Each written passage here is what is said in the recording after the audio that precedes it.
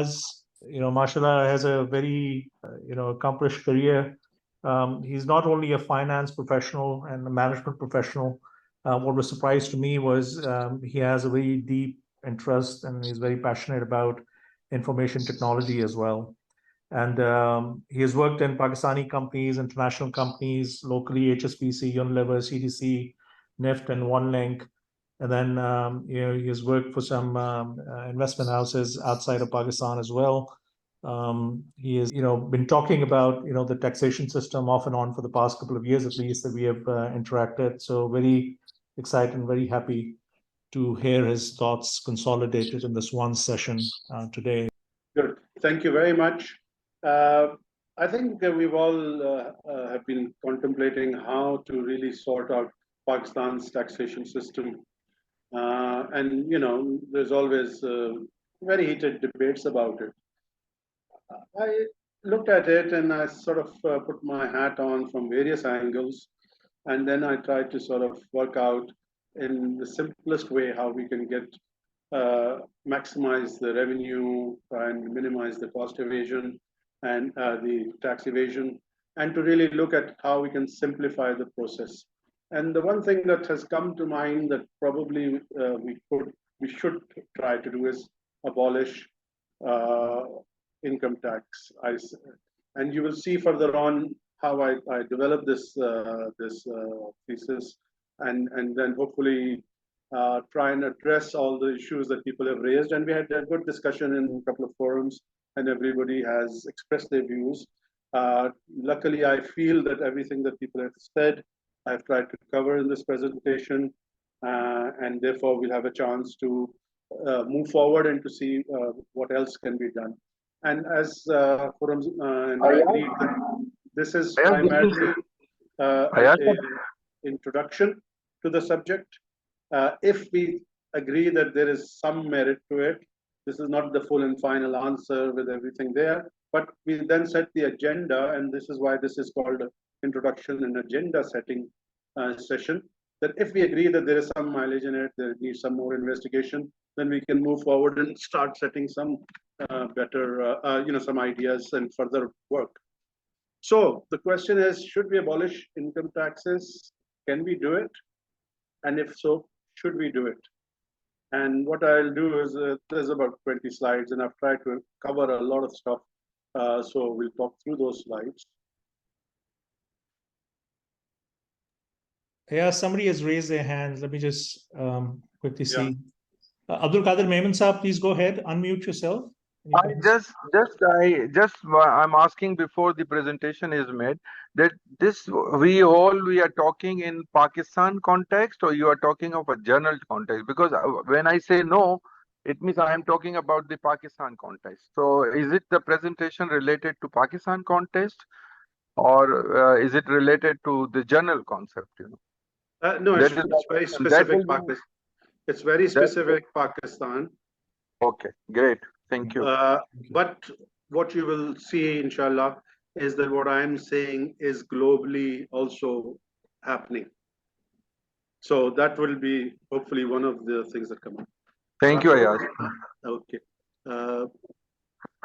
Okay. So what is the proposal? So let me just put it up front so that everybody is clear what we are looking at. So I'm saying we eliminate all types of taxes that are based on computed income and computed capital gains. We retain all turnover/transaction-based taxation, including deductions at source, which are currently prevalent, but they seem to have an income tax nomenclature, which we can change, but they are based on transactions like advanced income tax, final tax regime, presumptive tax regime, all of these. They will all stay, because at the end of the day, we have to keep the revenues intact. And I'm saying if people are now accustomed to this thing working, then we really are only looking at bringing those under different names, but keeping the taxation there. But what we are going to do is do away with the notion of an income tax calculation, an income tax assessment, and income tax collection. So that's what we're going to talk about. What's not included is basically banking and insurance, which have their own schedules, and I don't want to complicate it at this stage. So I think even if we could bring that in, I would say let's leave it for the time being. And we can also exclude a few others like oil exploration and a few businesses. But if we cover the majority of the trade and the tax collection that happens in this country, then I think we would have made progress forward. So this is the whole scope of what I'm saying. So when you look at it, that's what it is. What will I not cover? And I'm very clear about that. I'm not going to cover things like staffing and competence of the FBR staff, the concept of corruption, SRO culture, because what I'm going to say is going to be an improvement on the existing. I'm not bringing anything outside extraordinary. I'm just trying to use the existing, the country's current situation, and then just see how we can streamline, simplify. These I totally agree, and the topics in themselves, and basically we will need to tackle those. But with my suggestions, actually all of those will become easier and not more difficult because you will have less issues to resolve.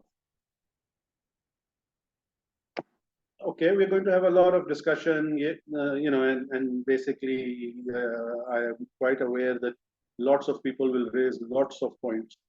And if not today, when we put this out in more general form as a presentation or as a proposal, but how do we evaluate whether a comment is valid and whether it needs attention? And what I've tried to say is let's do an evaluation process so that we pass it through this evaluation process.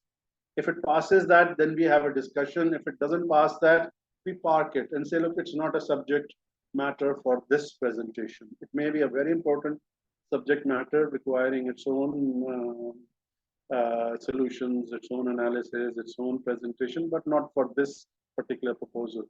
So what do? We look at the base case, which is the current status quo that we have in Pakistan. We look at the alternative case, which is what I'm proposing, which is once you have this post-proposal implementation of the scheme that I'm saying, and then we evaluate the delta, the difference.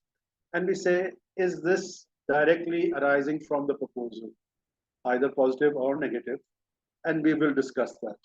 If it is common to both and there's no change and what happens there is happening here, then it's not a matter for this proposal to really take it on as an argument. And therefore, I would then say, let's park it or ignore it or pass it to somebody more relevant to affect, to discuss it. So that's just sort of a process by which I think we want to segregate the questions that are directly related to this proposal and those that are generic and will affect us, whatever proposal there is. So, so what we're going to do is, one of the things I want to do is actually have new terminology, because the problem with the past terminology, indirect, direct taxes, they have huge emotional baggage with them. Everyone has got views on direct and indirect taxes. You study, you go read, any literature, and there's always huge discussion on it. So I'm going to suggest new terminology, and that takes some of the emotion out of it. And I'm going to call transaction-based taxes as what we previously called indirect taxes. And I'm going to say income-based, which is profit and gain-based taxation, and which is the income taxation, and that's previously called direct tax. So this is the new terminology I would like you to use and think about, because transaction value is, so when you say, well, okay, what's the advantage of transaction-based taxes? The thing that comes out is that from an accounting point of view, if we go back to this slide, you will see that we have gross turnover, which is the income or the revenue line. Then you take away the direct tax, the indirect taxes that are associated, or the turnover-based taxes that I'm now calling. You then have net turnover. Less expenses gives you profit. From profit, you've got other income and OCI, which is, and then you have P&L of retained profits. And then you actually have movements in the balance sheet, which are not through P&L. And they are also reflecting in the change in the net worth. And in certain ways, I say to people that really how well you were last year versus what you are this year, that delta, that difference is your profit you've made or the income you've made, the total net worth that has gone up. But it's broken up into many, many places, and it's very difficult to really get to grips with it. So the turnover part is, as I'm saying here, fairly uncontentious. That is an area where more or less everywhere in the world, everybody agrees that revenue that is coming from customers in a particular location is the turnover for that business. And the only areas where you do have discussion when we do have disputes, they're mostly related to related party transactions where someone is giving away value which is not in line with market. And also if there is sort of netting happening somewhere, that quid pro quo, I'm giving you my house, you're giving me your house, is that 0 transactions or is that 2 transactions? So that's the level of disputes that you will see. And I'm talking about global at this point. Someone asked the question, are we talking global or are we talking Pakistan? Up to now, I'm talking everything global. We see very few disputes globally on turnover or transaction value. The real issues come when you start looking at expenses. And expenses is an area where all of the tax laws, all of the disputes, that's where it happens. So what my suggestion actually takes away all of this discussion on expenses, what's an allowable deduction, whether, the complexity, you've got people charging too much interest, people charging too much salary. All of these discussions disappear when you just tax the top line and not worry about the P&L taxation. So this is the proposal, that you simplify the whole taxation system and you allow the taxation to happen. The other thing that happens about transactions, like I said, it's fairly uncontentious, but also it's very timely. Daily basis, everybody knows what the turnover is. Profit, you only find out once the CFO has finished his job a year later and everybody said, I thought we were doing well. And then you suddenly find out that you weren't doing well. But the message here is that turnover, everyone knows how we're doing. And let's use easily quantifiable stuff to move forward with. So when we do this, one of the things that I say to people, you need to have a big change in how you view government and taxation. In the past, we always think of government as a partner in my business. I give him X percentage of my profits. He's a partner in my business. When actually there is a very logical, different way of looking at government. Actually, it's not a partner in your business. It's actually a supplier of services to you. It supplies you roads, ports, securities, utilities, etc., etc. And no business has ever told me that they have an issue in paying their suppliers, their property rentals, their employees, including guards, cleaners who do all the stuff that the government is expected to do outside your premises in advance of any profit or even any turnover. And they pay it in when there are losses.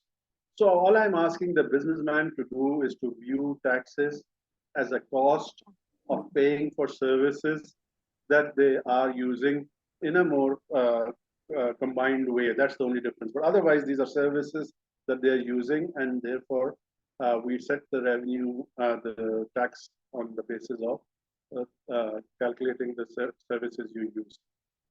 Now, no business can survive, and it does expect the government to make these services available to the business even before he starts. So theoretically, you can ask these businesses to actually pay in advance, but we're not doing that. We're just saying, let's link it to turnover. As soon as you start making money, start paying for the services. So that's the big change in mindset that we have to talk about. Okay, then obviously people start talking about, milta kya hai? What is the government doing? The government is doing a terrible job providing these things. But that's not a topic for this one, because again, when you look at the delta, then whether you collect taxes one way or the other, the services provided have to be taken up as a separate project and as a separate presentation. So I'm not going to talk about that because, like, it is a valid point and it's one that we need to discuss. But at the end of the day, it's not one that actually affects this topic. And for example, in the UK, the spending of tax revenue is now very clearly split. And I apologize if I keep using the UK as an example, but that is a country that I'm second most familiar with after Pakistan. And it is a good example of a free country, large country, operating a free market, developed country. So while people can be critical of using UK alone, but then the objective is not to do more and more research at this stage, but is to see what one is saying is that practical and is it happening elsewhere. So we will use the UK as an example. And like I said, I apologize for that because I don't have the time to do every country and analysis. But then that can be a project looking forward and saying, look, what are other models? But here what I'm proposing. So the UK has, over the years, very clearly separated the expenditure departments, the Department of Social Security, the health, education, all of that from the HMRs. In the very early days when I started work there, a lot of it was jumbled up and you used to get credits through the tax system. And that is now almost non-existent. So here also, I think we do some of the same. We do have a BISP, we do have education, health departments, and FBR separated. But what I'm suggesting, we need to do more of that and to try and put government policy through those departments, the spending of money, which can be much better targeted than through tax breaks. So that's the point I'm making there. Quick look at how much is at stake that we are talking about when I say let's abolish income tax. Total revenue collected, I just Googled, it's about or to be collected or collected this year is around 8 trillion, and roughly 3 trillion of it is what we call income tax. But of that, we know that almost 75 to 80% is deducted at source, at the transaction stage, under the various heads. And that is, so effectively, we're looking at 20% of 3 billion, which is about 6, 7, 800 million out of 8 trillion. So less than 10% of this 8 trillion is collected as income tax. So if we do abolish it, it's not going to be the end of the world. And you will see that how by abolishing it, you have two choices. One, you can increase marginally the rates of the other taxes and cover this up. Or alternatively, because of what I'm going to show later on, you may actually recover it purely from volume. And we can have that discussion. But the idea is not to reduce the revenue of the country. The idea is to increase the revenue of the country and do it simply. Now, when I make this point, I mean, it's interesting, but there's a lot of pushback that comes, and you hear a lot of reasons why this shouldn't be done. And primarily, some of the things that people say I put here, and I call it myth busting. And I'm going to take you through each of the slides further on that address these things. But they say basically indirect tax impacts the poor more than the rich. Direct tax is equity in taxation, somebody said. Employee tax is income tax. Direct taxes are based on burden on ability to pay. Cash sales will increase. And then people compare to developed countries and they think they have a high direct tax component. And then we have this discussion, if it's a low margin business, how do we cover, or how does he pay turnover tax, and what does that do to his business? So I'm going to address all of these issues. So if anybody's got these as their main points, hopefully I will address most of them, and then we'll see what's left and I haven't touched. So the question is on this one, which is, this was cash sales will increase. Sorry, the headline, the heading is missing. Cash sales will increase. And I really don't have anything to say here because I can't even think of a logical reason why if you moved away from income tax and just kept yourself to turnover or transaction-based taxes, why would the cash sales increase? So my question to anybody who says that is, sorry, I don't get it. Please explain it to me. And maybe we can have this discussion when we have the Q&A session. Somebody from the audience may be able to shed some light why they think that tax evasion will go up if you are just paying it on turnover. Because at the moment they're already paying it on that turnover, the same amount of tax. So why will it go up? So I'll leave that one for now. Then the second issue is whole about the low cost, the low margin businesses. Why will what will happen to them? And there, my question is simply like I've said here: every low margin business must, by definition, have high input costs, whether it's imported materials, high conversion cost, high labor cost. Something is happening that their margins is shrinking. But they don't seem to, so if I say a business turnover is 100 million, and if you're saying is a low margin business, we're saying effectively his costs are 93 million, or they're about 7% margin. And then if we charge him 15% turnover tax, that will break his back, and therefore, it's a non-starter. So I ask myself, I say, well, if I do put 15% turnover tax on him, what will it be? His cost will be 108 instead of 93. Is this really a deal breaker that the business has to close because of this? So how much has it gone up by? It's gone up by 108 to 93, it's 15%. How many businesses have had cost increases other than tax reasons of 15% in the last 2 years? And they have coped. So going back to my earlier slide, where all you're doing is paying for services and paying for inputs. And if you think of it like that, it's no different. It just becomes part of your cost. And of course, then people say, oh, there's competition and all of that. And that is obviously something that is a matter that will be looked at. But again, that will apply anyway, because if you, regardless of whether you were taxing or not taxing, the competition environment is a matter for discussion. So that answers the thing about low turnover. If you view it as a cost, then it's no longer a big problem, and that's what I'm suggesting.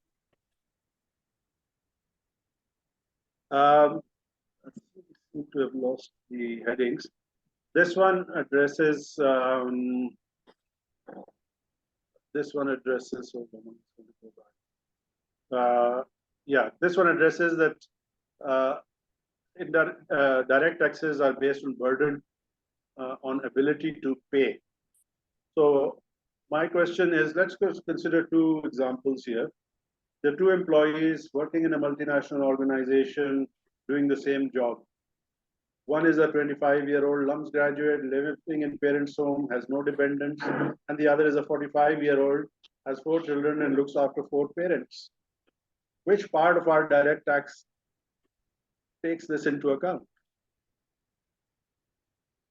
Is the second guy paying less tax than the first guy?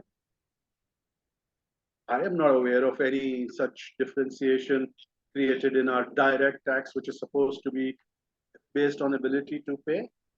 So my point here is tax collection is primarily based on transactions, and they have little to do with actually the ability to pay. So that takes care of that one. Another example on the same topic that we think that direct taxation helps people who can, takes into account people's status and their conditions. Another example: a very profitable company pays large taxes, distributes its retained profits regularly as dividends, and shareholders can also sell and get capital gains. One company has a single shareholder. The second company has 500 pensioners dependent on the income for monthly expenses. Again, I ask the simple question: where is that differentiation that we think, and I'm being told and argued against here, or direct tax looks at these things and takes into consideration, doesn't affect the poor, it hits somebody. But it's not also true when I show this very simple example. And that's what the message I'm saying. These are just two examples, but the reality is it's a myth. There is income tax does not care for what person's circumstances, either the investor or the employee is in. It is very much blind to that. But somehow in the past, I do accept it used to be the case through the tax code. It used to allow for various things, but now it's practically non-existent. So that's also a myth that has been left over from the past. Again, people think about that they are going to be able to get around AML, KYC rules when we do away with income tax. Again, I've worked in banks, I've worked in this KYC, and it's actually two independent rules. One doesn't connect to the other. The KYC will apply whether you have tax-free income or tax-paid income. And the KYC will still have to be done. Otherwise, all illicit money can become legal by just paying 15 to 20% income tax, and boom, 80% of your income is now legit. But that's not how it works. So anybody who thinks that tax nahi hoga to wo KYC kaise karenge to whatever, the tax is a side beneficiary of the process of KYC. Because you declare it, because it's required to be documented, then tax sort of feeds off that, but it's not a driver. So that's another important point. Couple of points on profit calculation, which over the years have been stuck in my mind. Inflation, and particularly now we're seeing inflation, and accountants have this bad habit, as I used to tell everybody in my working life, of thinking of historical cost as the profit, though it's probably the worst form of profit that you can have from a businessman's point of view. And this is an example I'm giving here. Consider a business with a stock of 100 million and inflation of 25%. And he sells it for 125, and all he does is cover inflation. So he bought it for 100, and suddenly we think he's made huge profit, kama liya, stock gain ho gaya, huge profits aa gaye. And they reported his profits, and I'm not saying that we shouldn't. I mean, I'm saying we should change the rules and not show it, but as the rules are, that's how we accountants have to do it. But the accountants have to change the rules. So he sells it for 125, he makes a book profit of 25, and he has to pay tax on it, let's say 30%, 25, 30%. Now he actually doesn't have enough money to replace the stock of the business. So the taxation of inflated profits, inflation-related profits, is actually no tax. It should not be taxed. You should only be taxing on replacement cost basis. And the profit should also be based on that, because if you start taxing inflation gain profits, he can't even replace his business inventory. And that's not a desirable situation. So that's a problem with profits. But it's not a problem with turnover, because he's collecting that at the time and he's paying for that. The other is we accountants have managed to hide a lot of profits through this realized and unrealized profit system. And the companies revalue their fixed assets, they get the benefit of the revaluation in their debt equity covenants and all sorts of valuations. And even the banks do that when they revalue their properties and things like that. They take their gain and they get benefit in their capital adequacy ratios. So the whole business actually revalues property, but says it's unrealized. But then they've taken the benefit of it. So what's left now? They've chosen not to sell it. That's the only thing. But otherwise, and no tax is payable. So I'm saying that again, if you were to fix the accounting side, and that's not what I'm suggesting, but I'm just pointing out some of the big inconsistencies where people think that we have a very good working model, is that you are not taxing unrealized profits, you need to move to a situation where it's either disclosed by the owner to get the benefits, and if he discloses it in one place, then as far as the business taxation is concerned, it should kick in. Because at the end of the day, you've taken the benefit not by selling, but by disclosing. And either it's undisclosed profits or valuations, and therefore you should take that.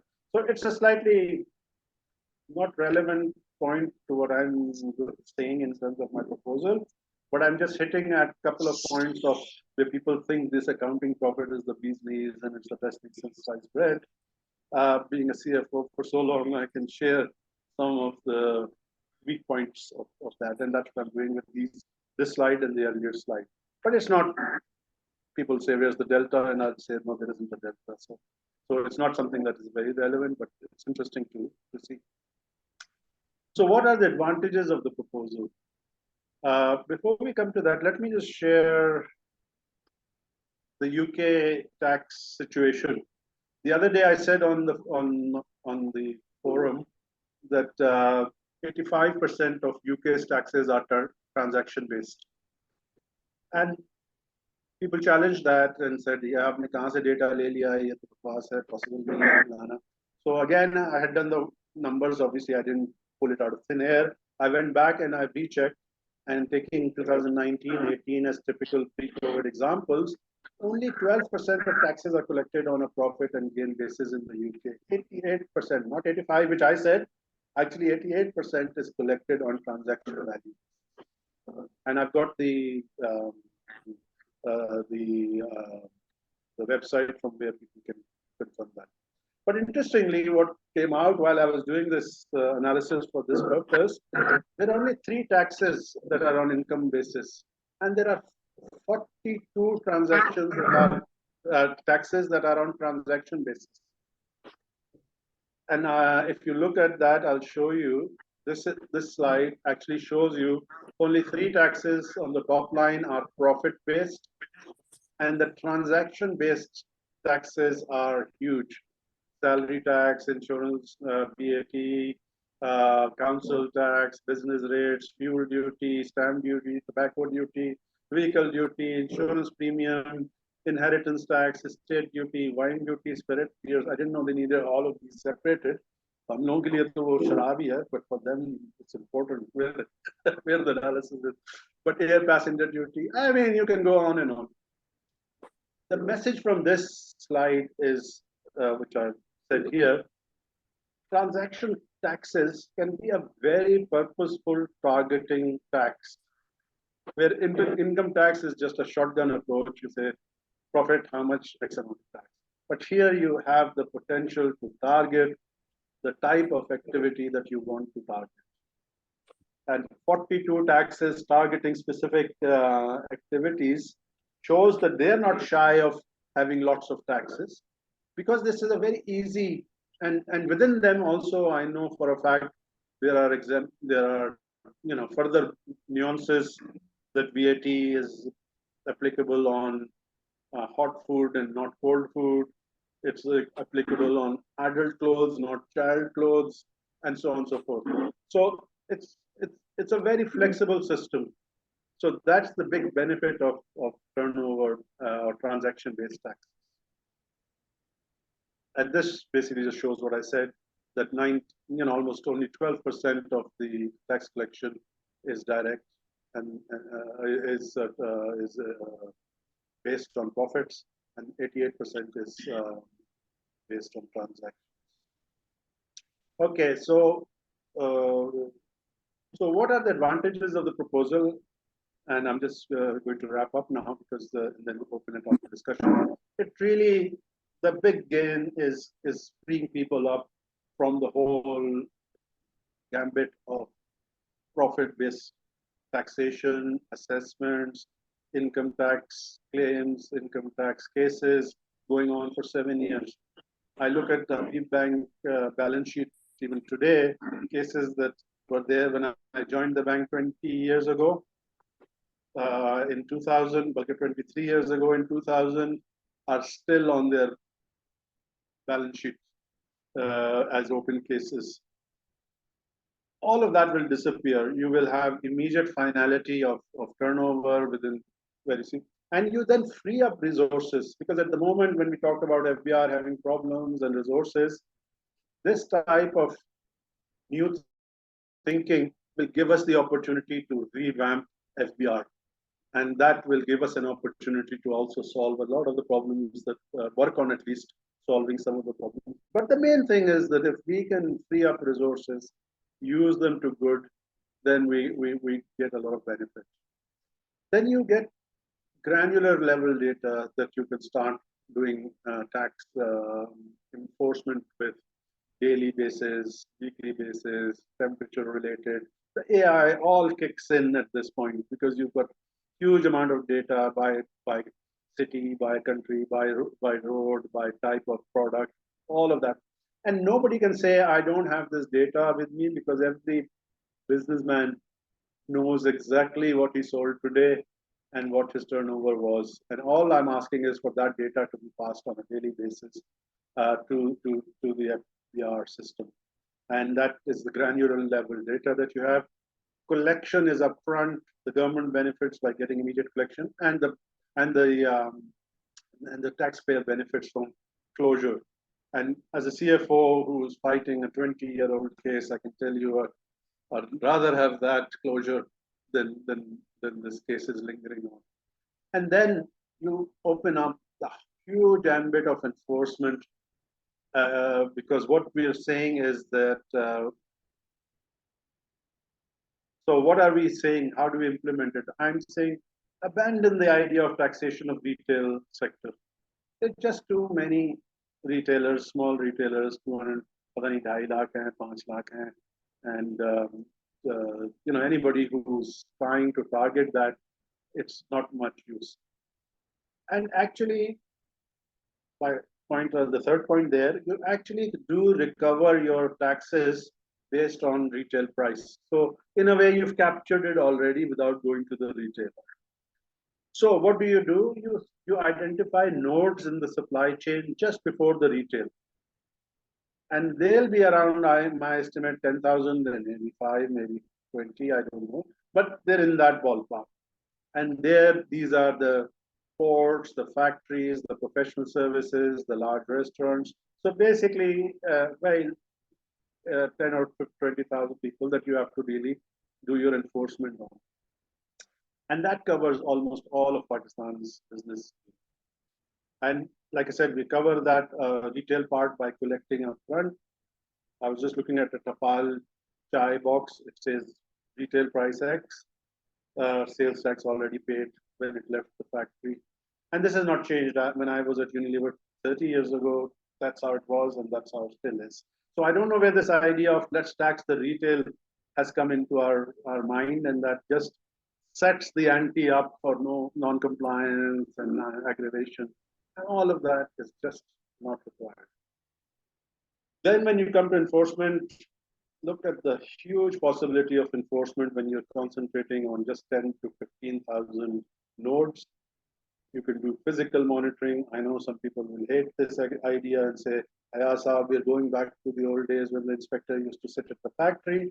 Yes, the idea is that, yes, you have to have physical monitoring, but on top of that, you're going to have analytical, you're going to have surveys via satellites, rewards, and more importantly, sting operations, where you send somebody quietly in to try and see if somebody is going to agree to evade taxes. And that's where you catch all of that. And that actually then ensures compliance. And that's where I see the big revenue. Almost, I would say, it's a guess, but 25% I can say within a year you can go up.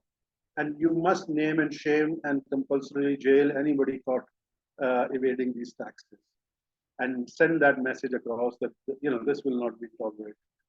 And once you do that, it's easy to do. You do it, and therefore the whole system really smooths up, and that's the benefit of it. So that basically covers everything that I had to say.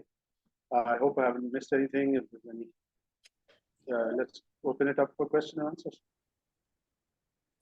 Great, thank you very much. It was very enlightening. We have a few people who have raised their hands. Others, if you just want to mention something in the chat, I'm happy to answer the question. Otherwise, just raise your hand and unmute yourself and go ahead and ask the question. Let's make it interactive now. So thank you, Ayaz. Dr. Khurram Tariq, you go ahead, please. All right. Tashlami Yasab. Yasab, two areas which need some explanation. One is I've seen people not putting industry in SCZs and EPZs just because they are subject to turnover tax. And their calculation says that over a period of 10 years, it amounts to same 29% corporate tax. Secondly, our major area. Sorry.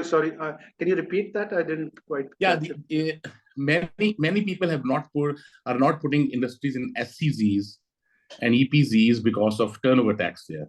That's practically not tax-free. Turnover tax is enforced there. So that makes a lot of projects unviable. One.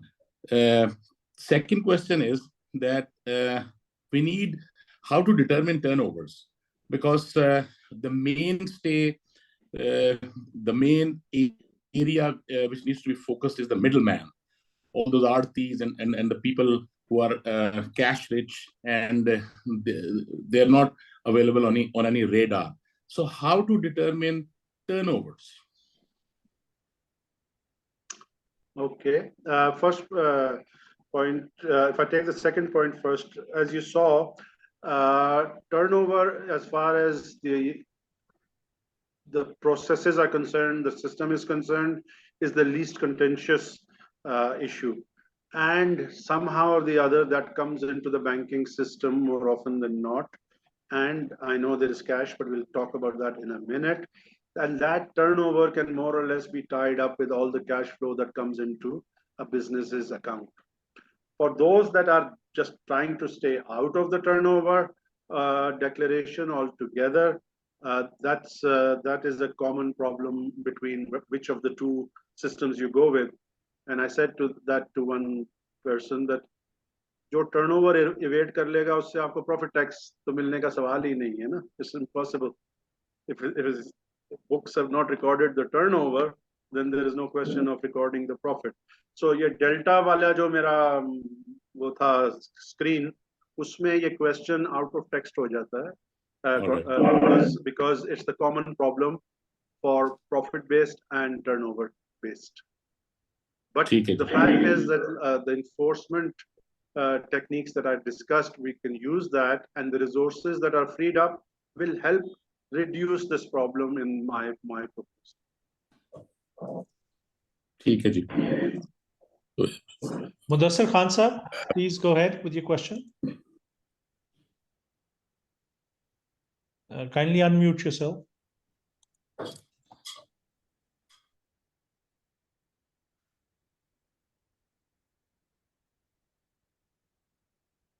Mudassir Khan sir, please go ahead.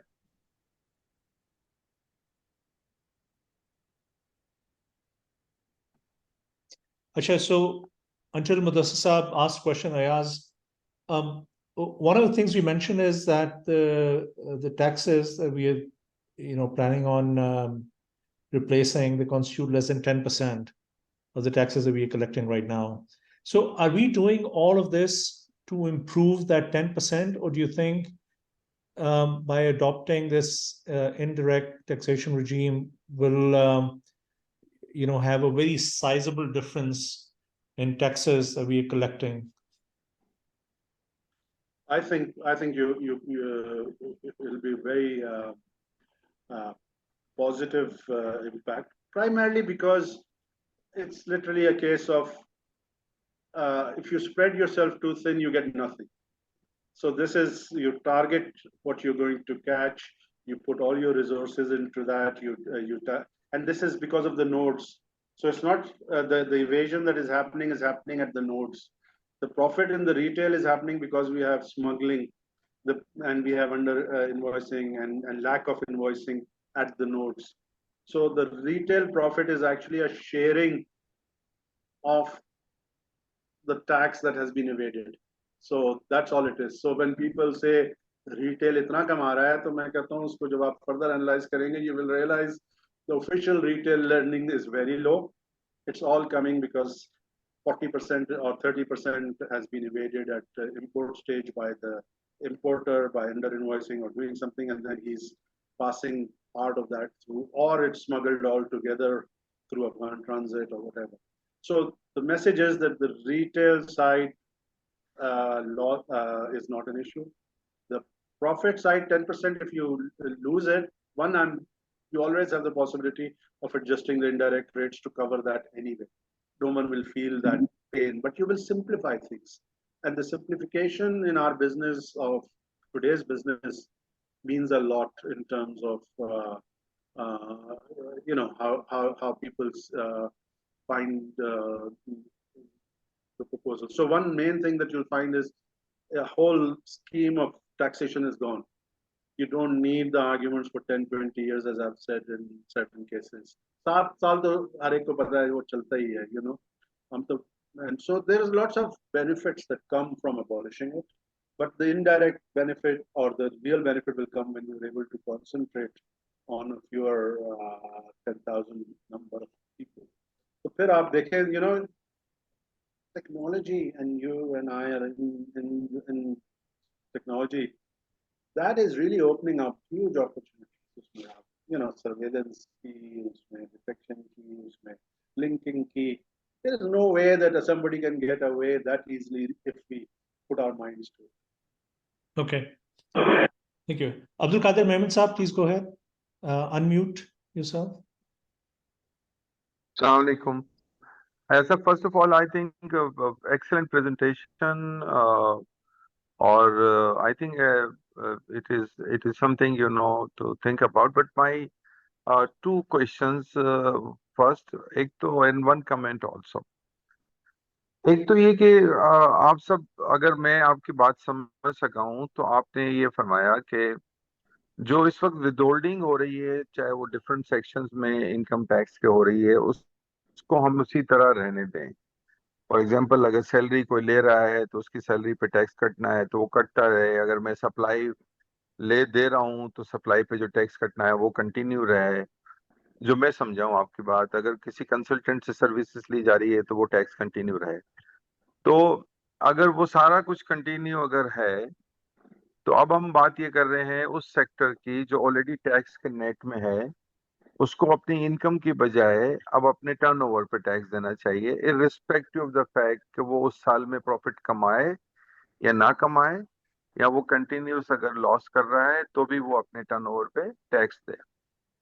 तो आप इस बात को appreciate करेंगे कि इन Pakistan all the direct taxes, almost all the direct taxes have already weaved into the indirect taxes, you know, whether it is on the import stage, whether on the supply stage, or whether it is any stage, these all have weaved into the indirect taxes, because the people who are supplying the goods, people who are importing the goods, they are including that tax into the cost. So now it has in fact weaved into direct taxes into indirect taxes. The second point is that if you could kindly allow me, okay, all what I understand we are talking about those all to the existing taxpayer, whereas you know the existing taxpayer are already जैसे आपने कहा कि अभी bank की balance sheet पे 23 साल पुराना भी केस पड़ा हुआ है, हो सकता है उससे ये इशू आपका अगर हम इसको टर्नओवर बेसिस पे करें तो शायद ये इशू रिजॉल्व हो रहा हो. But the point is 34% is the wholesale sector. Almost 33% of the GDP is already transport sectors. वो कंट्रीब्यूट अगर नहीं कर रहे हैं, और कुछ ऐसे एरियाज हैं जो फॉर एग्जांपल मैं अगर 1 मिनट के लिए मिसाल दूं तो इलेक्ट्रिक के कनेक्शन, यूटिलिटी के कनेक्शन जो है, कमर्शियल कनेक्शन जो हैं, उसका 10% भी जो है वो टैक्स के नेट पे नहीं है. तो वो इसलिए नहीं है कि गवर्नमेंट की विल नहीं है. तो how do you see that those who are out of those net, उनके लिए ये टर्नओवर टैक्स जो आप फरमा रहे हैं उसकी वसूली कैसे होगी, वो कैसे नेट में आएंगे? बिकॉज एक एरिया तो आपने ऑलरेडी आइडेंटिफाई किया, ये जो होलसेल रिटेल सेक्टर है उसमें ज्यादातर स्मगलिंग की गुड्स हैं या दूसरी चीजें हैं, तो वो उसका नहीं आ सकता। दूसरा ये कि जो दूसरा सेक्टर है वहाँ पॉलिटिकल विल नहीं है गवर्नमेंट की, के उनके उनसे वसूल किया जा सके। तो my understanding is that the entire thing which you have talked about is the existing tax payer. if please correct me if I'm wrong. Thank you. Thank you. I think absolutely valid points you have made. Let me just again, thoda sa repetition hoga of what I've said, but it's important because I think jab tak ye 5-6 dafa log sunenge nahi, I don't think it will sink in what I'm saying. What I'm saying is those that are paying the current taxes will, agar transaction based hai, they remain. So if they remain, the revenue is intact, people are intact. You have done away with 10%, which is the profit tax. But what you have created is space for yourself. You have simplified the courts, you have simplified the processes of taxing and accounting and returns and all of those things. I'm sorry, some accountant friends will get upset, but you've simplified it. So these are the small steps, let's say. I mean, the whole point, inshallah, is that maybe it all sounds very drastic, what I've said, but in reality, as you've just pointed out, there's very little difference in what I'm saying from what is happening. So I have no answer to how to bring somebody who's not paying tax into tax. But then I'm saying, jo bichara andar hai, usko to aap relief de do na, jitna de sakte ho, by eliminating one of the taxes. He's happy to pay the tax, he's happy to pay it on a final basis. So usko to aap relief de de. Then you create the capacity both in FBR, in using the technologies and all of that. So वो जो चीजें आपने कही वो बिल्कुल बजा है, उसमें कोई शक नहीं है कि those require attention. But what this proposal does, it creates space for you, it creates simplicity, it creates finality, it creates, so all those benefits are there. And there's no harm. What I'm saying, उसमें आप देखें कि मैंने कौन सी चीज कह दी जिसके वजह से, और मजेदार बात यह है कि what is the law that is required to change and implement it? Actually nothing. All you have to do is set your new rates at instead of 30% or 32%, whatever it is, you say income-based taxes will be taxed at the rate of 0. तो जो existing law को भी आपको change नहीं करना, आपने तो बहुत immediately just because one of the laws has to be decommissioned or made ineffective, तो आपने उसका 0 rate कर दिया. तो implementation भी बहुत आसान है, simplification हो रही है. So there's no downside, there are only upsides in what I'm suggesting. और आपके जो points हैं, they all require attention. I am not at all minimizing them. But let's start with what we can do simply with the stroke of a pen and make life easier for. अच्छा, हम कहते हैं वही taxpayers हैं. तो अभी आज ही किसी से बात हो रही थी, उन्होंने कहा कि जी पाकिस्तान ऐसा मुल्क है जिसमें फाइलर नॉन फाइलर का कॉन्सेप्ट है. तो मैंने कहा मेरे प्रपोजल में फाइलर नॉन फाइलर का खत्म हो जाएगा, हर एक नॉन फाइलर हो जाएगा. Because actually there are 20 million, 30 million people who are paying indirect taxes, जिनको हम credit ही नहीं देते, हम कहते हैं कोई क्या कर रहा है, कुछ नहीं कर रहा है. So those are taxpayers, if you ask me. To say that there are 2 lakh taxpayers, that's not true. Those 2 lakh taxpayers are for the income tax, and that I'm abolishing, so everybody becomes a taxpayer. And this is not a joke, because if you look at the tax filers in the UK, none of the employees, or I wouldn't say none, but 99% of the employees are non-filers. They don't need to file. जो tax deducted source हो गया, उसी तरह जो इतने businesses हैं, जो लोग consumers हैं, they don't need to file it. So ये चीज है which simplifies the processes, and that's the real benefit of what I'm suggesting. And when you get your mind around saying what is the value to simplification, and those of us in technology can tell you that simplification creates the environment for straight-through processing, for analytics, for collection increase. So you get into a different frame altogether. And that's what I'm suggesting कि आप इसको कर लें तो आपका बहुत बड़ा जो वो एरिया है वो उससे आप फ्री अप हो जाएंगे. Then you have the resources to tackle what you have said. I mean वो तो रहेगा, स्मगलिंग क्या, ट्रांजिट ट्रेड या अफगान का बॉर्डर जो है वो इससे क्लोज नहीं हो जाएगा with my proposal. But what it does do, it gives you enforcement capacity because you have simplified things and saved money, saved resources, and also simplification brings compliance. That's about it. Thank you, Ayaz. Thank Sir, any follow-up? you. Ayaz, question रह गया मेरा जो जवाब देने वाला, वो ये है कि फर्ज कर लें हबीब बैंक, जो मैंने अभी सवाल किया आपसे, कि हबीब बैंक फर्ज कर लें अगर 1 साल प्रॉफिट कर रहा है और वो अपने टर्नओवर पे टैक्स दे रहा है, बट फिर अगले साल वो लॉस कर रहा है बट उसको टर्नओवर पे टैक्स देना है, फिर अगले साल लॉस कर. So if anybody who is making losses of the losses, spite of that they have to pay taxes. Do you think that my understanding is correct? बहुत मासूमाना सवाल है ये आपका, और it's one that I face again and again. Let me answer it very simply. I have yet to come across a businessman that will continuously make losses. And secondly, if you heard my presentation, I was very clear. Don't think of the government as a collecting tax on profit. He's not a partner of yours. He is a supplier of services to you. Have you ever refused to pay any supplier of service just because you are making losses? Have you stopped paying your employees? Have you stopped paying your landlords? Have you stopped paying your suppliers? Why only this question comes कि tax में हम नहीं दे सकते? Thank you. Thank you, Ayaz, and thank you, Mehmet Sahab. Mudassir Khan Sahab, please go ahead, unmute yourself.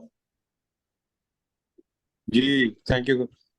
And thank you, Ayaz. It was a good presentation, and I, particularly the side of, busting of the myths and so on. But एक मेरा fundamental सवाल है, and we have had this discussion quite a few times in the past as well. लेकिन मेरा सवाल basically, I think now that I saw your presentation and thought about it during that time.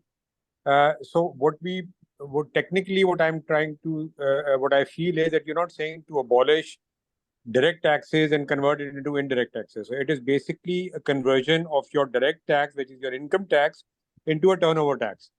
So direct taxation to me is very different. Direct taxation to me is for, that's why people always say कि जी वो जो गरीब आदमी है उसका क्या होगा या फलाने का क्या होगा और उसका क्या होगा. That is because people feel that, to me, indirect taxes are like a tax that you pay on your electricity bill, the tax that you pay on when you go and buy fuel, the tax on you that you pay that when you go and buy stuff from the supermarket. So वो वाले जो taxes हैं, like sales tax and all other taxes that you pay, those are indirect taxes. Tax on your profit हो गया चाहे income हो गई, that's to me that still remains a direct tax. हाँ, you are changing the accounting method कि जी मैं नीचे वाली line से tax करने के बजाय अब मैं ऊपर वाली line को tax करूँगा, which is fine. And if that is the concept, I am with you. I mean, I did say no, but my poll will change to a yes. Mudassir, you've misunderstood what I've said. I have abolished the concept of calculating profit. Okay, so right, I'm not taking profit as a turnover पे मैं निकाल लिया. I am saying transaction tax. वो हो गया day 1 में, उसके बाद वो profit पे हुआ. देखो, अगर एक चीज मैंने 1000 की खरीदी और आज 500 पे बेच रहा हूं मैं, तो मैं 500 पे टैक्स दूंगा, और अगर 2000 में बेच रहा हूं तो 2000 पे टैक्स दूंगा. It's got nothing to do with the computation of profit or loss. नहीं, so there is no, that is not the proposal at all कि मैंने profit tax को convert कर दिया. नहीं, मैंने कहा जो existing चल रहा है, there is a pattern to it. They are turnover based tax. They may have been misclassified. Nomenclature का मसला है, उसको अब हमने advanced income tax कह दिया या presumptive income tax कह दिया. Let's say that turnover tax because it's based on transaction. Turnover is also a bad word. Let's call it transaction based tax. So transaction based है ना. So there is no concept of profit being converted into a turnover tax. Profit calculate ही नहीं हो रहा. It's from day 1. I've abolished that in my proposal. You're saying that everything becomes almost like a sales tax. Not almost. It becomes a sales tax. Transaction taxes, and I've shown UK has 42 transaction taxes. Sorry, just for clarity. So any factory or any manufacturing unit, whatever, textile हो गया, कोई भी हो गया, rice हो गया, flour हो गया. When they do, let's say they do sales for every transaction, let's say do 100 transactions in a day. So every transaction pay, they will then be paying a tax, right? Or deducting a tax and then paying back to the government. Yes. Is that what? Adding tax and paying that tax to the government is the way to look at it. Yes. Right. So that basically. But Mudassir, that's what we accountants do every day. Har invoice mein ye hota hai. So where is the complication? I'm missing your point. Every sale invoice has the person's name, or even cash sale hai to cash likha hota hai. But uski sale kya becha hai, uski amount, us pe tax, तो सारा तो already कर रहा है accountant का. So all I am doing is picking that data up on a daily basis and submitting that into the FBR system and paying over revenue that I've collected today, part of that. So I can't even say मेरा cash flow नहीं है मेरे पास आज तो cash flow आपके पास आ रहा है ना, उसमें से आप दिए. So there is no complexity beyond what is already being done by every businessman in his factory, in his shop, in his professional service office. So there's no further complexity. Maybe I'm missing your point. You want to explain it again? No. So right now, for example, so how do you distinguish, sorry, clarity, how do you distinguish between, so right now, the same person, of course, her factory, as you're saying on transaction, so they do collect sales tax, right? So sales tax, everybody is paying. At least people who are documented, उन्हीं की बात हो रही है. So वो सारे tax वो तो अभी भी pay कर रहे हैं. So you're saying कि abolish. I can simplify it. If you can allow me, I can answer. Mudassir question, Mudassir देखें, अभी भी इनकम टैक्स लॉ में आपकी कंप्यूटेशन इनकम पे जरूर होती है, बट इसमें इस वक्त 3 तरह की कंप्यूटेशन होती है. एक पहले टर्नओवर पे 1.25% निकालते हैं, फिर आपकी इनकम पे निकालते हैं, फिर आपका एक ऑल्टरनेटिव टैक्स निकालते हैं, जो विच एवर हायर होता है वो लेते हैं. What I think Ayaz is trying to say that income पे अब कंप्यूट नहीं होगा, ऑल्टरनेट टैक्स कंप्यूट नहीं होगा, जो टोटल टर्नओवर टैक्स होगा उस पे जो रेट ऑफ टैक्स होगा वो मेरी लायबिलिटी होगी, irrespective of the fact whether I make a profit or not make a profit. That will be simplified. So what will be happen, the two alternative taxes which we are computing today, that will be abolished, that there will be no tax on the computed in the income, there will be no tax on the computation on the alternative tax, and there will be only computation will be on the turnover based. So whether when you will have to pay the advance tax, you will compute the turnover tax, your turnover, you will multiply with the rate of tax, whatever it is, and then you will pay the advance tax, So no advance tax, because there is, I've abolished advance tax also, because there is no income to be computed. Only presumptive. Yes. And things like gaadi import pe advance income tax kehlata hai, but that's okay. That remains because it's got nothing to do with profits. No? It's a transaction tax. Does that answer your question? Yeah, great. Thank you. So इससे related Ayaz Sajid का question था, before he left, he had to catch a flight. He said कि हम already GST कर रहे हैं, तो why do we need this thing? हम जो कर रहे हैं, मैं कह रहा हूँ वही करें, दो चीजें ना करें. मैंने कब कहा कि वो खत्म कर दें? ठीक है. So basically just saying कि GST की regime जो है, वो जो provincial government को delegate की हुई है, वो federal government के ऊपर आ जाए, और उसको हम turnover tax कहें, correct? नहीं, देखिए, मैं ये कह रहा हूँ कि एक we have, अब ये मैंने स्लाइड आपके सामने रखी हुई है. I hope you can see it. Transaction based taxes and profit based taxes, UK has just three taxes which constitute 12% of their revenue. In business income tax, individual का income tax, company का income tax and capital gains tax. ये 3 हैं जो gain के ऊपर calculation होती है, जिसमें कोई income less expenses profit वाली calculation होती है. बाकी नीचे आप 42 taxes देखेंगे जिनमें कोई calculation नहीं होती कि आपने कितने का खरीदा, कितने का बेचा. आज आप transaction कितने की कर रहे हैं, उसकी ये tax हो गया, खत्म, end of story. Now these are 42. If we have 35, we shouldn't be worried. That's my point. these are targeted. Each one has its own complexity, minimum, maximum, you know, location wise complexities in submit. There's laws behind each and every one of these, but they're all based on transaction. So there is finality on the day that you pay do the transaction, and the main thing is you know where you stand. Income tax में तो आपको आज आपने कोई काम किया, आपने assume किया कि मेरा इतना टैक्स होगा, वो आपने रिकवर कर लिया, वो पता लगा टैक्स बिल एक बड़ा आ गया. Who do you recover that from?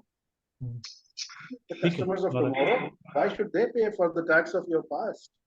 So the message to whoever asked that question is that I am not asking for any change. All I'm saying is जहाँ 18 चीजें हैं उनमें से 2 खत्म कर दो. And concentrate on the others because they all have a pattern which is easy to implement. The most difficult pattern is with the profit. It has delays. It has. Acha, and ये मसला क्या होता है? Again, when I make my profit, the numbers get very large. Ayaz क्या होता है? Oh, उसमें क्या expenses डाल सकते हैं? वो salaries को बढ़ा दो. क्या कहते हैं? Income. Take more loans. You know, so there are so much tax avoidance that goes on in these 3 profit-based taxes, and there's hardly any tax avoidance in those things below. मैं क्या करूँगा? मैं घर उतने बेच रहा हूँ तो अंडर वैल्यू पे. अब ठीक है, पाकिस्तान में एक एक्सेप्शन है कि सारा कैश में हो जाता है, बट दुनिया में तो ये नहीं होता. ठीक है. So transaction-based taxes have their simplicity, which I am going for. And saying, and in a way, Ayaz, it also sort of makes it fair for 2 similar businesses, right? अभी profit based taxes में जो ज्यादा efficient business है वो ज्यादा tax देता है, जो inefficient business है वो कम टैक्स देता है, right? So turnover कर देंगे तो at least that normally will go away. Well, Malik Saab, please go ahead. I take your point, and I hope when you said ज़्यादा efficient है, you didn't mean in the business sense. वो ज़्यादा efficient है in handling matters of income tax. No. I mean अब इस वक्त अगर एक बिजनेस 100 रुपए का रेवेन्यू करता है, 2 बिजनेस 100 रुपए का रेवेन्यू करते हैं, एक ज्यादा एफिशिएंट है और वो 40 रुपए प्रॉफिट बनाता है, दूसरा कम एफिशिएंट है, वो 20 रुपए प्रॉफिट बनाता है, तो 40 रुपए वाला ज्यादा टैक्स दे रहा है. वो जो 20 कमा रहा है ना, वो 20 दिखा रहा है. I'm saying all things being equal, somebody who is managing a more efficient business. But you're right. If I take it in a different way, अब हमारे पास एक tax law है which is called thinly capitalized company का restriction है, which globally हमारे पाकिस्तान में भी है और globally भी है. If you over leverage your company, उसका tax जो expense है interest का, that gets disallowed. They say that there must be something hanky-panky going on that you're able to over-leverage your company when others aren't.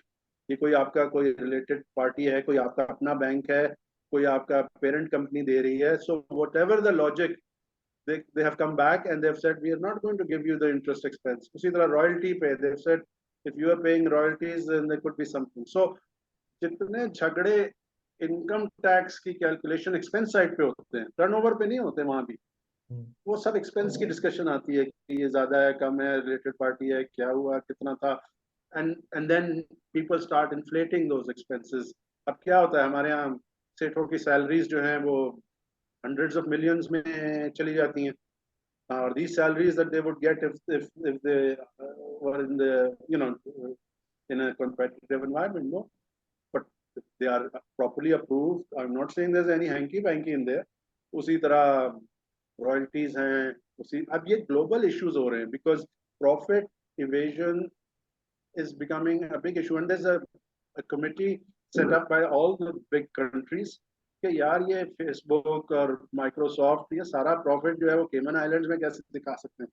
So they are going to turn over based taxes. वो भी कह रहे हैं कि चलो forget everything, let's just go on.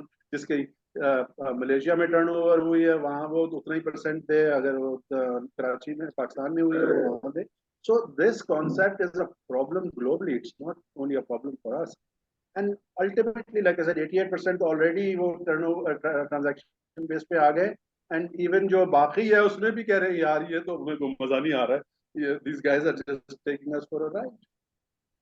Sounds good. So वहाँ भी वो they're moving. So that is the trend. किसी ने question पूछा था, are you talking about Pakistan? I said Pakistan के लिए तो it's an ideal solution, but even those that have the capacity to tax profits are finding it incredibly difficult to keep arguing कि यार इतना proportion सही है गलत. Yeah, makes sense. Listen, Malik Saab, please go ahead. Ji, Sadiq ji, thank you for giving me the opportunity. Ayaz and I actually go back. We worked together for a fair number of years. And I recognize the beauty of simplicity here. Ayaz, my sort of main issue is, as they say, the devil is always in the detail. I think the point that you touched upon earlier, that there are in different industries, there are different profit margins and so on and so forth. And it may be unfair to tax all turnovers at the same rate. And my second point is, are we actually using this like a right terminology? Is it a tax on transactions, or is it a license fee for doing business? No, it's tax on transactions. We're not doing license. See, license fee would be regardless of whether you did any transaction. So in a way, I find this a more fairer way of taxing people rather than license fee. Because license fee आपने दे दिया, अब आगे business नहीं हुई. In this, it's a pay-as-you-go scheme. You earn and you pay. If you don't earn, don't pay. When people say I profit नहीं हुआ नहीं दिया, that's an extreme. But here also there is a capacity to pay, and also the cash flow to pay, because you collected the cash on the day you are paying the tax. So I am not one that is a great fan of levies and license fees. Well, when I said license, obviously license as a percentage of turnover, naturally. I'm not talking of a flat fee. So is it not a percentage of the turnover, which is what you would call capacity to do business? Is it, if it is that, then how can the same rate be applied across all sectors? There must be hundreds of sectors. Each have different norms, different profit margins, and so on. And if this eventually is going to replace the overall tax revenue, how will we know that we've arrived at an equitable basis of levying this tax? San, I think you rightly said when you started that the devil is in the detail. The 42 taxes that I see in the UK, and like I said, I apologize that I use that as if it's the best since sliced bread. That's not the objective. The objective is to see what works and how do they do it. वहाँ VAT rates हर एक के different हैं, products पे different हैं, within products it can be different. Then they give tax breaks. So ये बड़े इसमें complexity है, कोई ये simplicity नहीं है, लेकिन it is still very targeted. So when people say कि यार ये जो है ये गरीब को मारता है, नहीं.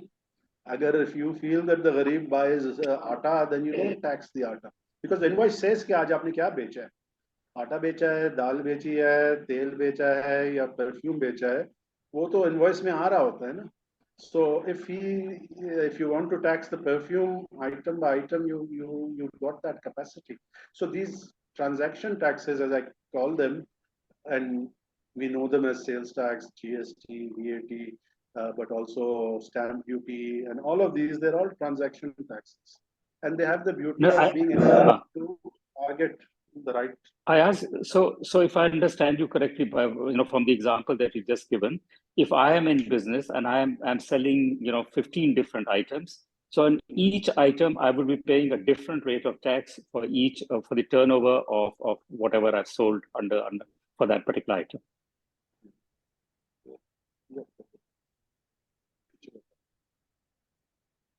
So yes, that is definitely the answer is yes. And that's not difficult, because every product, like if you were selling, let's say, oil, it will have a different rate. If you're selling soap, it will have a different rate. Just like there's no reason for them to have the same rate, because sales with आपकी itemized है ना.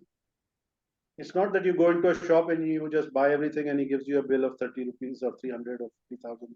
Aajkal to 30,000, my wife tells me that every time she goes into a shop.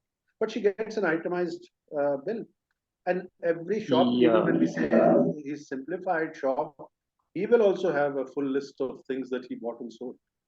हाँ, shop को park कर दें. Shop की obviously I can understand shops की तो hundreds of items होंगी ना, तो there will be significant sort of complexity in doing it like that.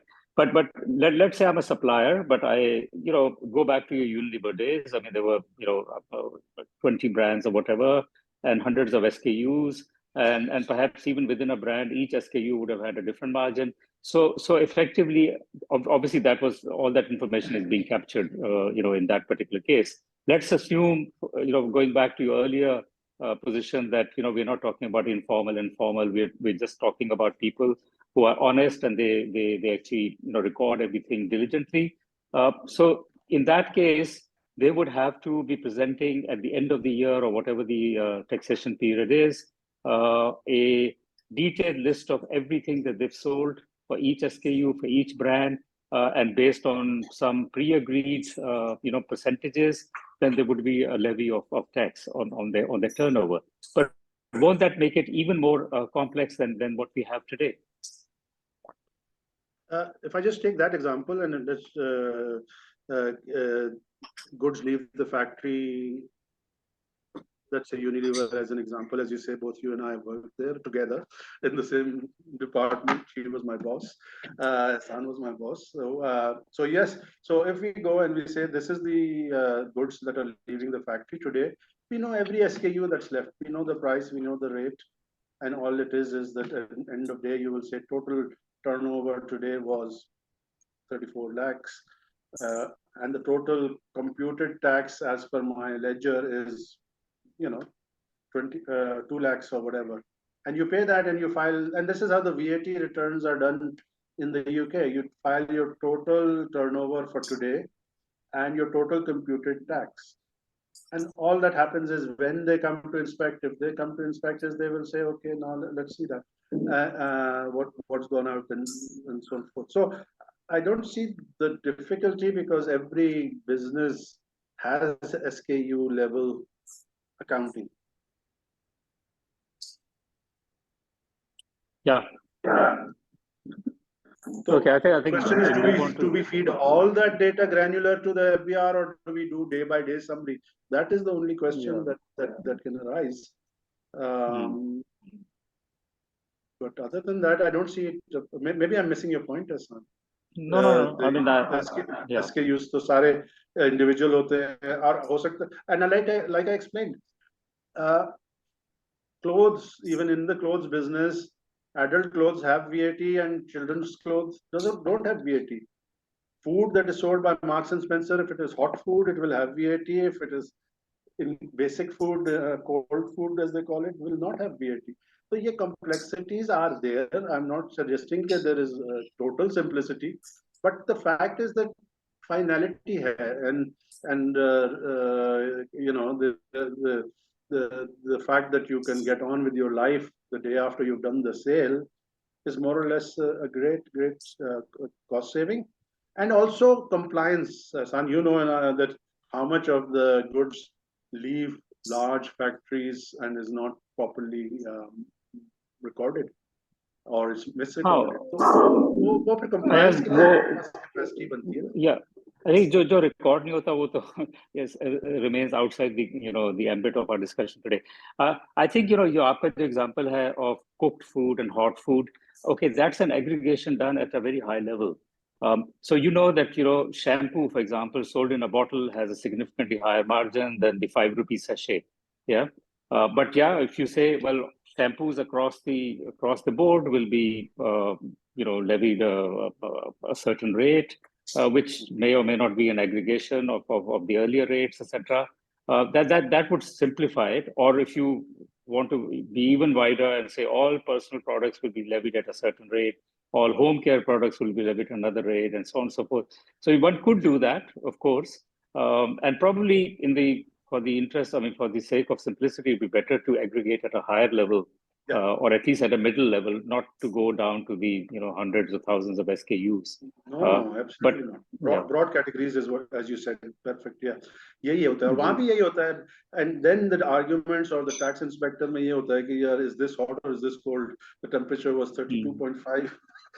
Then you have this discussion of where the cutoff is. So वो तो रहेगा, but as you said, it will be personal products, home care, or even loose and packaged. All of those categories will still be applicable.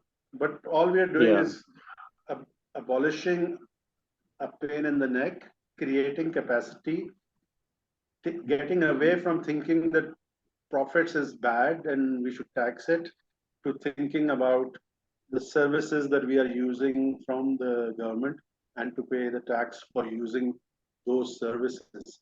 So jo bhi pichla question tha ki ji, I'm making a loss. Well, you don't stop paying your employee, you don't stop paying your landlord, you don't stop paying your suppliers. So, let's look at it and say, why do you want to stop paying a turnover-based tax? In UK, and perhaps you won't know the 100% correct answer इसमें, लेकिन ये जो wine पे tax है और beer पे spirits पे tax है, sorry, is that also a flat percentage of all everything that is classified as wine, or is that in the case of spirits, there's a significant difference in the sales values? I won't know the answer to that, and you know why. Chalo, let's change the question to soft drinks. Soft drinks. वहाँ पे कैसा होता है? Is it? Soft drinks का एक ही है. Soft drinks का, for example. एक ही है ना?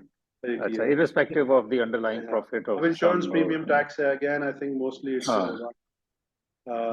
state duty. Now, state duty is a good example. Stamp duty, जिसको हम कहते हैं, it's bifurcated into size of property, whether the owner is buying the first property or the second, more than first property, whether he is a resident, non-resident. So complexities hain, but they're all fairly clear and documented. And the lawyer just goes through the checklist and says, boom, boom, boom, boom, X amount, X rate of tax. And it's the same property. So there is, at the point I was making is these transaction taxes are not simple, but they give you immense targeting potential, which revenue, that profit-based target, it doesn't. So जब लोग कहते हैं incentives हम कहाँ देंगे, कैसे देंगे? These 42 taxes each have their own nuances. I mean, they're not just flat rate. Mehmet sir, go ahead with your question. And while you do that, and I'll answer, launch the poll again. My apology, I'm taking a time, I think so. The point which was coming into my mind, Ayaz, correct me if I'm wrong, please. That in Pakistan, we have seen the trend, like somebody who import the goods, that whatever the tax has been deducted, he include that. It means it weaved into the direct taxes, into the indirect taxes. So if we have a transaction tax model in Pakistan, so my understanding is correct that if somebody say, okay, this transaction tax, whatever I should include in my sale price, and let's collect from the consumer. So is it my understanding is correct? Sorry, there was a slide that I had intended to put in. It was a very, very important slide. I had it. My apologies. I just missed it. I have a slide which shows how prices react to various taxes. ठीक है? तो जो लोग समझते हैं कि ये वाला टैक्स जो है ये प्राइस में नहीं जाएगा, ये वाला टैक्स प्राइस में जाएगा, I prove mathematically कि वो sales tax हो, income tax हो, excise duty हो, import duty हो, they all go through to the consumer price to the last decimal point. ठीक है? And Ahsan Malik and I were in Unilever. We had 500 SKUs. We did product pricing, and we know that there are only two parameters that are in this model. One is the amount of tax that the government wants to collect, and the other is the ROE that the businessman wants. ये दो variable factor हैं, the output will always be price. और क्या करेगा businessman? अगर 100 million का tax government ने collect करना है, उसने पास ऑन करना है, वो किसी भी मद में होगा, वो पास होगा। So this slide I should have put in, I am very sorry, but it's an interesting slide. It shows the calculation in detail, but also I have done a sort of like black box. You've got all your components going in. One of them is the tax being collected, and the only variable you have is how much ROE that your business is desiring. And if it's 30%, 20%, 10%, 40%, it doesn't matter. The output will always be the same price. Government tax jitna raise hoga will get passed through. There is no two questions about it. So ye bhi ek myth tha which I forgot to add to my slide, and that is next presentation. In fact, when we circulate it, I will try and put it in before I circulate it. Thank you very much. Great. Well, looks like we don't have any more questions. Thank you very much, Ayaz, for taking the time out, and thank you very much everyone who has joined us tonight. I think one of our objectives was for Ayaz to share the idea and then hopefully garner some support around it. So if I look at the poll, Ayaz, you managed to switch from 45% to 67%. So you've managed to sway some minds your side of the fence. So that's great. No, I'm happy, and let's see what we need to do to further discuss it, because I think otherwise we're in danger of just leaving it here. It is a very serious proposal. It is a very doable one in practicality terms. It's one of the easiest tasks. If some people remember, we had put wealth tax into abeyance. Some people will chuckle if I take the name of the person for whom that was done. But those that in the know will recall that. But that's how, once you decide, implementation is very easy. Right. Well, great. Thank you very much. What I'll do is I'll share the recording of this session with the rest of the forum, so that more people have an opportunity to go through this. And then I think the right next step would be to put together maybe a small working group around this, make a very concrete recommendation, sort of iron out some of the wrinkles if there are any, and then find a way to get it to the decision makers in the government. And one thing I'll again emphasize, it's an amazing opportunity for revamping FBR. Yeah, agreed. Absolutely. You can make it a lot smaller. You can automate a lot of things. No, I'm not arguing for smaller. I'm saying it gives you an opportunity to get in and to say, now we need to do something different with the staff. Absolutely. And group. And having worked in HBL and done the restructuring, these types of fundamental changes help you solve some of the problems that you thought were insurmountable. Right. Great. Well, thank you very much, Ayaz. You have a good evening. And thank you for organizing it. I really appreciate that. And happy to take any questions online, offline. Thank you. My pleasure. Thank you very much, everyone, for participating. Appreciate it. Allah Hafiz. Have a good day.